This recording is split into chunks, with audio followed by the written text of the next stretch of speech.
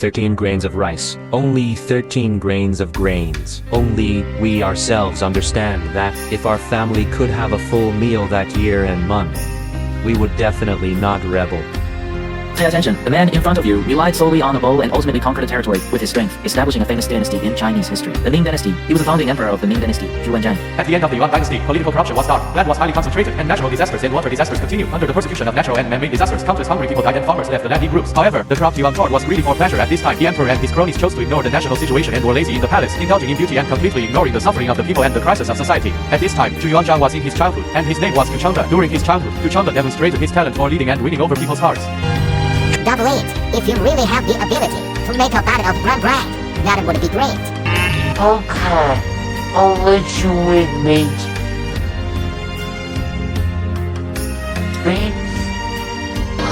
Beef? Where did you get the beef?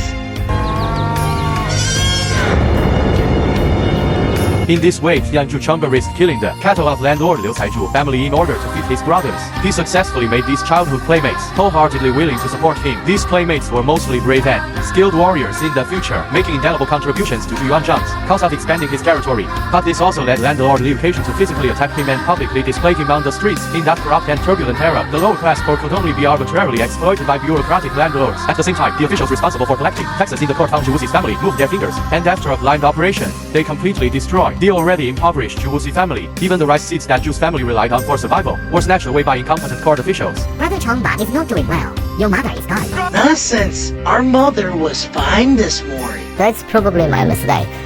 Maybe your father is gone. What nonsense are you talking about without quality? When Zhu was waiting to return home, his parents passed away due to financial difficulties. Zhu and his second brother could only handle their affairs with simple straw mats and clothes at home, and had no one to rely on. In the future, the two brothers had to wander around to survive. Before party, his second brother gave Zhu the last rice seeds.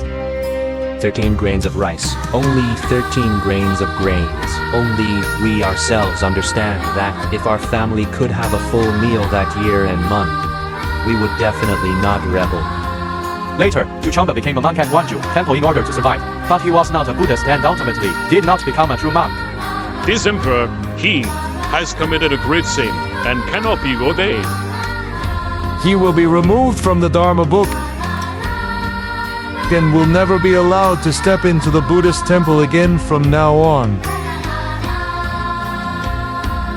Afterwards, he continued to work as a wandering monk in the temple, doing physical labor for a living until he was in his 20s. It was not until Zhu Yuanzhang met his future wife and discovered Bowen by chance that he embarked on a life like an open door, heading towards success. I am Xiaoning. I am a young worker who used to work in other circles. Now I am trying to make movies and TV shows. This is my first time doing it and my level is limited. If there are any problems, I would like to suggest that colleagues and viewers correct me. Thank you for watching.